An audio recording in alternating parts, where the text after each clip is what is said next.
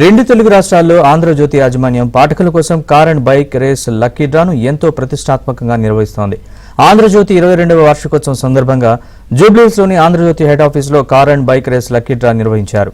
ఈ కార్యక్రమానికి ముఖ్య అతిథులుగా Celkon Ipex private limited executive director Muralikrishna, JSB Hyundai CEO Kalyan Singh Thakur, Chandana brothers managing director JV Suresh హాజరై లక్కీ డ్రా తీశారు. మొదటి బహుమతి బైక్ ని సిద్దిపేటకు చెందిన చొప్పదండి వేణుకృష్ణ, రెండో బహుమతి ఫ్రిజ్ ను హైదరాబాద్ సాలార్జంగ్ కాలనీకి చెందిన సువర్ణలక్ష్మి, మూడో బహుమతి టీవీని నాగర్ కర్నూలుకు చెందిన ఎం చెన్నయ్య గెలుచుకున్నారు. దీంతో పాటుగా 200 కన్సోలేషన్ ప్రైజ్లను ప్రకటించారు.